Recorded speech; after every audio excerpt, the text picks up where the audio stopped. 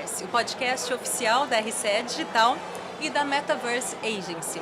Estamos diretamente da Rio Innovation Week, onde trazemos entrevistas exclusivas diretamente do nosso estúdio de videocast, localizado aqui no evento. Vamos explorar a aplicabilidade da inteligência artificial, inovações disruptivas, artes visuais e tecnologias emergentes nos meios produtivos.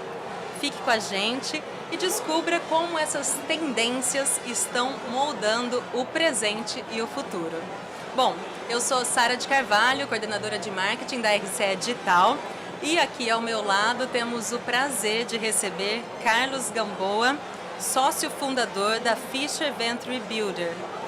Carlos tem uma vasta experiência como investidor anjo, empreendedor serial e mentor de startups, e acabou de participar aqui no evento do painel Capital Inteligente, Venture Capital na Era da Inteligência Artificial. Muito obrigada por aceitar o nosso convite, Carlos. Seja muito bem-vindo. Obrigado a vocês, Sara. Prazer estar aqui. Prazer. Bom, para começar, sobre os fatores críticos que guiam investidores na alocação de capital em empresas de inteligência artificial. Quais são os principais critérios, na sua opinião, que você considera ao avaliar uma startup de inteligência artificial? Legal, essa é uma pergunta que eu gosto de responder. Eu acho que eu vou te deixar sem resposta, mas eu acho que ela começa de trás para frente. Tá? Então, quando a gente pensa no investimento numa startup, tá? Construir uma startup, então eu como empreendedor, vivo isso bem, é você subir o Everest. Tá? Então, é uma jornada difícil, né, complexa, com tudo para dar errado. Então, o primeiro fator, né, aí botando meu chapéu de investidor anjo, que a gente olha, né, ao investir numa startup, é qual é esse time? Quem é esse time que está se propondo a subir o Everest, né, dominar aquela montanha? Então, ele tem... Porque o que acontece? Né? Você vai subir o Everest, vamos pegar essa analogia, tá? Você tem lá o mapa, você sabe onde é o Everest, você tem a trilha, você pode contratar os Sherpas, está tudo ali. Mas tem gente que sobe e tem gente que não sobe. Né? A startup é um pouco parecido. Né? Você tem empreendedores, eu me incluo, eu já passei por isso, onde você sabe onde você quer chegar, você sabe o caminho, você sabe ali o mapinha, né? Qual é a tecnologia que você vai usar, o que você vai fazer, você já planejou isso tudo.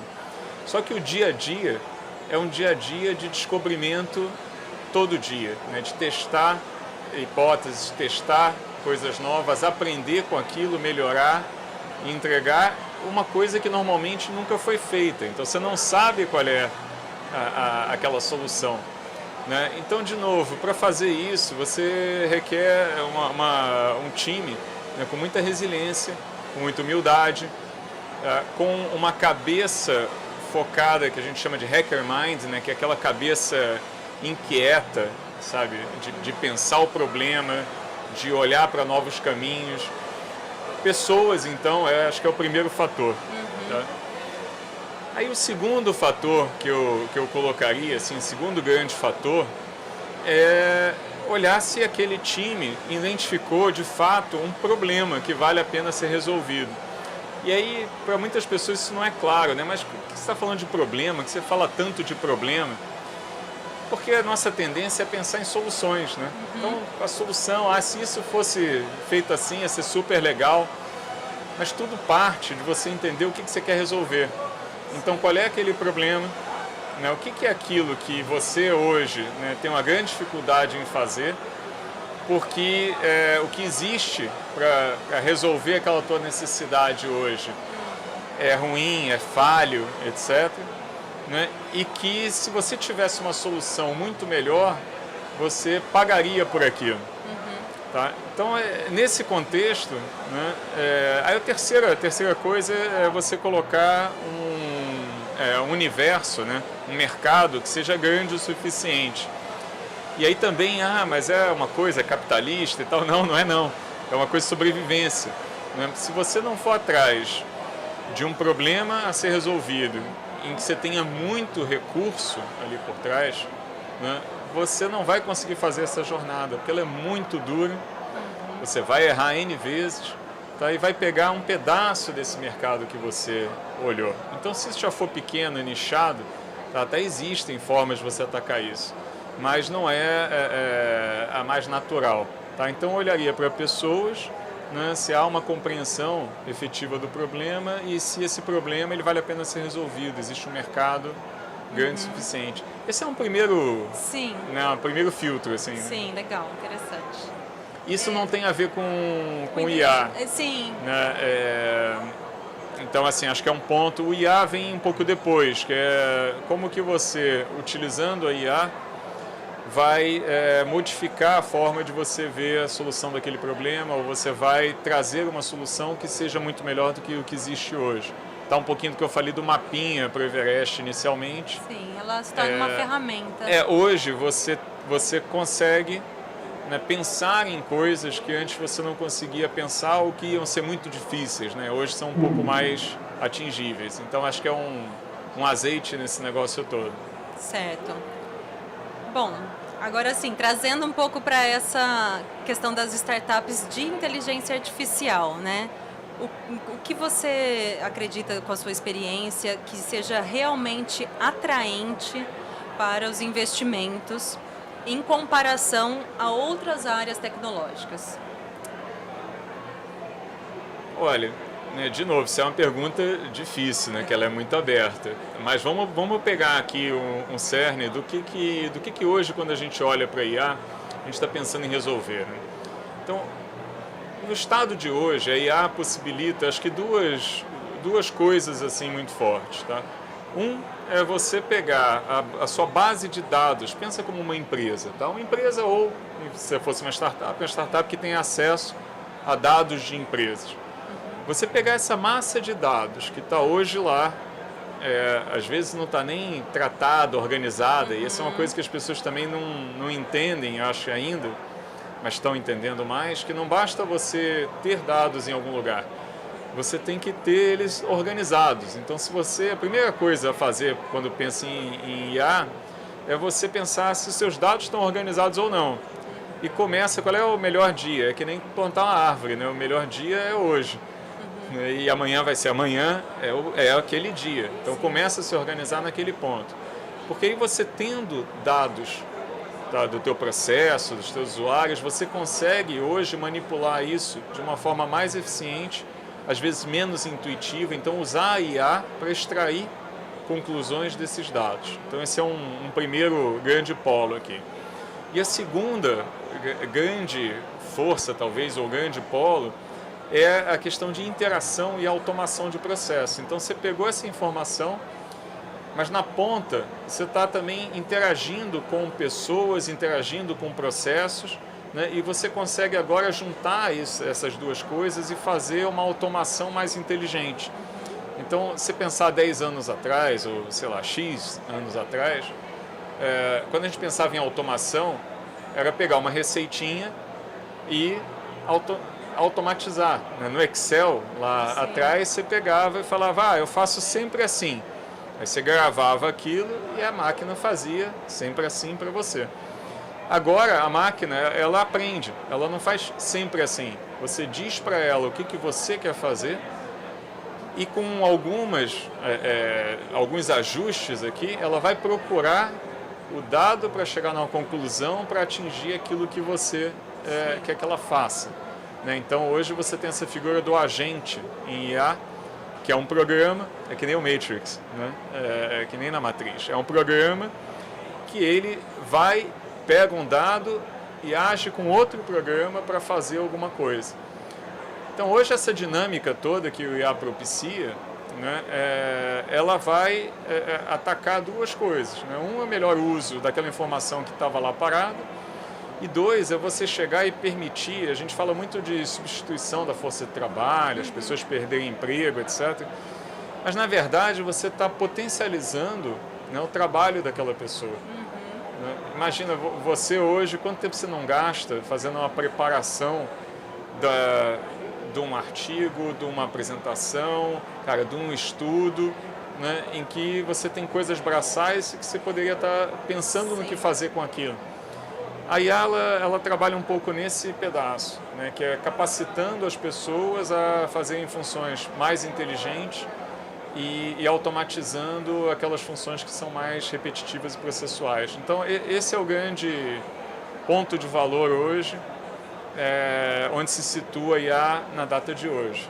Né? Legal. E assim, trazendo o gancho sobre capacitação, gostaria que você falasse um pouco sobre como a empresa, né, se posiciona em relação ao fomento desses profissionais e dessas startups focadas em inteligência artificial também. Se existe algum projeto, alguma ação em relação a isso, e se existir, poder compartilhar um pouquinho alguns exemplos. Você diz na Fischer? Isso.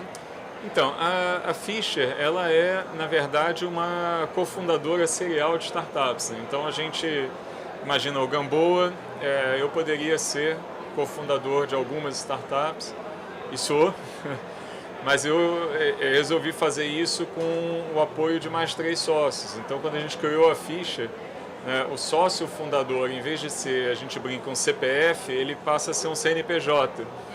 E entre nós 4 e o nosso time, a gente tem uma troca ali de competências, conhecimento e um sistema, um jeito de fazer isso, onde a gente consegue funcionar de forma efetiva como esse fundador daquela startup, junto com cofundadores que são CPFs, né, que são pessoas físicas. Cada startup ela tem que ter cofundadores.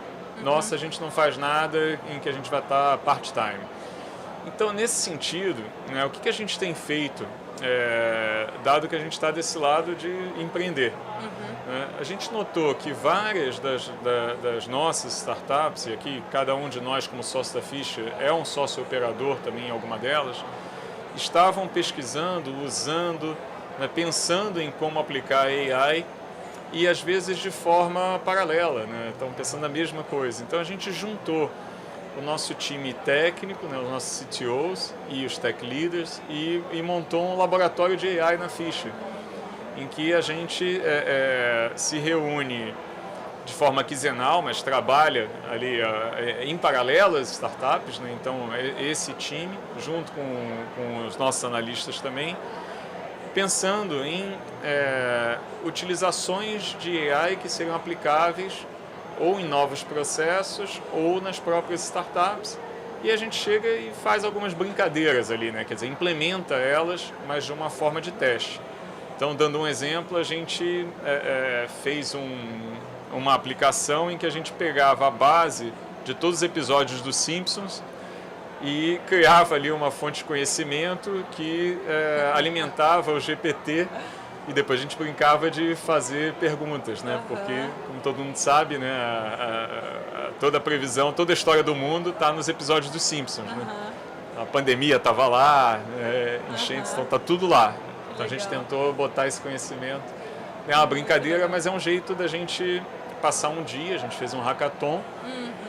Todo mundo estava lá na Fischer, dividiu-se em equipes, um montava a base de dados, o outro fazia a construção desse negócio chamado RAG, né, que é um negócio de IA, não vou entrar na parte técnica aqui, mas foi um dia de trabalho onde muita coisa deu errado, mas no final daquele dia aquele time todo tinha uma experiência em implantar um sistema desses de conhecimento aumentado. Sim, a importância de abrir esse espaço de experimentação, visto a quantidade de ferramentas aí disponíveis, né? Isso. Muito importante, né? A troca sobre quais ferramentas que cada um usou, com que aplicações. Então, esse é um conhecimento que hoje, né, na nossa era do conhecimento, você é bombardeado com um conhecimento que é N vezes superior ao que uma pessoa, né, ao longo da vida inteira dela no século passado absorvia. Então, esse filtro e a gestão de tantos estímulos assim, é um negócio que é complexo. Então, é nessa linha da gente poder trocar tanto conhecimento, experiências, né, trocar essa experiência mesmo. Sim, essencial. Né, entre o time. Legal. Bom, e para a gente finalizar aqui nosso bate-papo, gostaria que você trouxesse alguns conselhos para aqueles empreendedores que estão começando as suas jornadas aí nesse segmento da inteligência artificial e buscam capital de risco para expandir os seus negócios. Legal. Pensando assim, né, é engraçado que a gente vai vivendo nessa, né, como empreendedor, vai vivendo também e aí hoje eu olho assim e falo, putz, conselho. Né, eu prefiro não dar conselho, prefiro dar algumas provocações. Então, provocando aqui as pessoas a pensar em algumas coisas. Se você está querendo olhar para IA, uma coisa que eu falei na palestra, né, o primeiro passo, faça, né, abra um GPT, crie um agente, sabe, dê esse primeiro passo. Hoje é muito fácil, tá? O próprio GPT, ele tem já é quase um Apple Store, né? Tem o GPT Store. Então a loja, que não é uma loja, mas é um monte de agentes que já são focados em fazer certos tipos de tarefa. Ler um documento, resumir um documento, montar uma apresentação, tem uma série de coisas ali em que já tem agentes que já estão formatados. É tão simples como GPT cria um agente para mim. Então é nesse nível, né? A minha, não foi a palestra, né? Foi um painel, mas eu fazendo alguns slides para cá, eu joguei e pedi para o GPT fazer. Sim. Ele me voltou com um negócio completamente torto. Eu falei, não é assim. Faça. E depois de 3 interações, ele tinha um roteiro para mim muito bem feito, que eu usei vários pedaços, né? E não só isso, como eu pedi para ele me dar as fontes que ele tinha usado para criar aquele roteiro.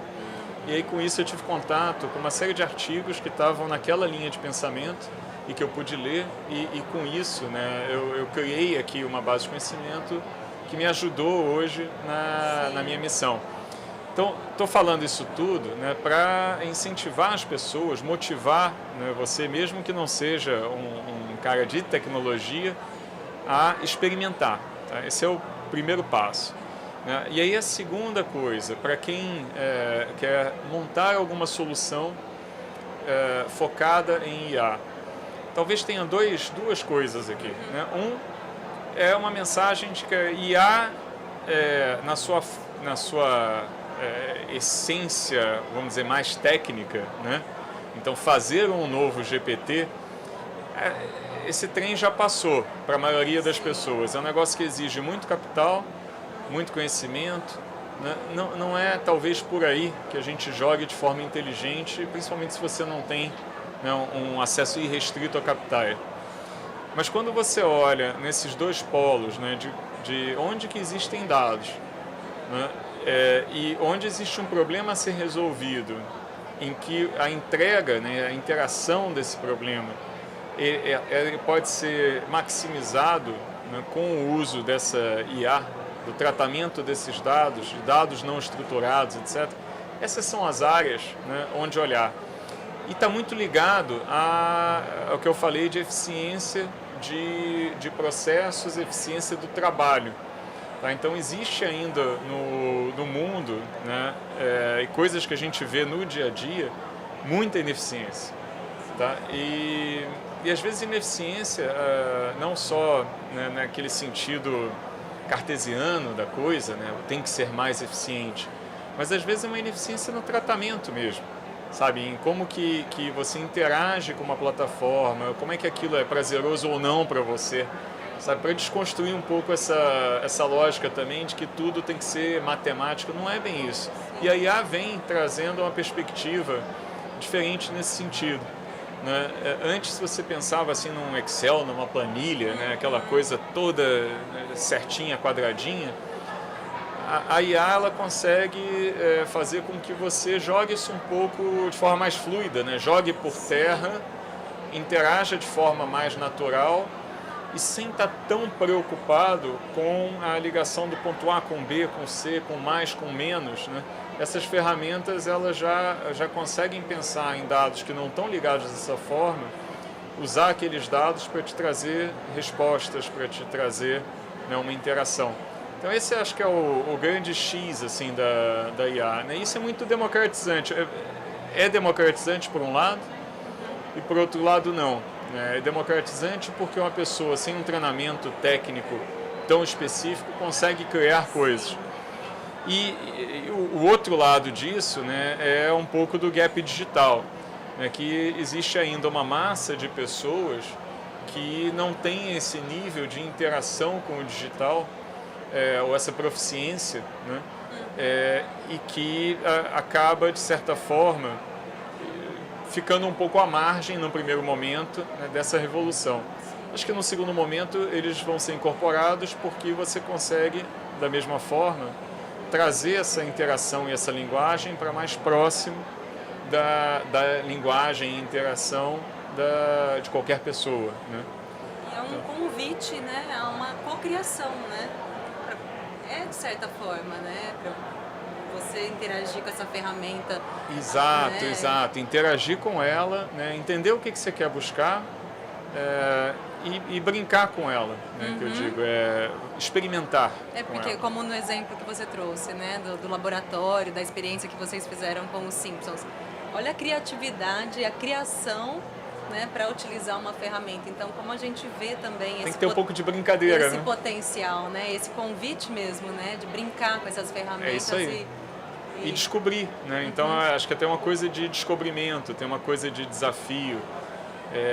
Então, assim, não se conforme com o mesmo, né? Se desafie, tá? Cada um dentro da sua perspectiva, cada um dentro daquilo que quer atingir. É isso.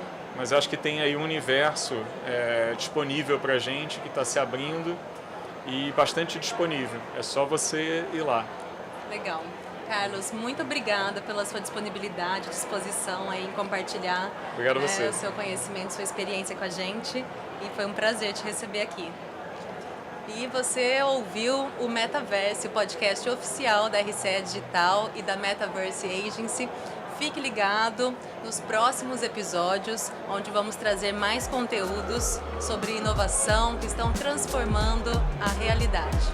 Até o próximo!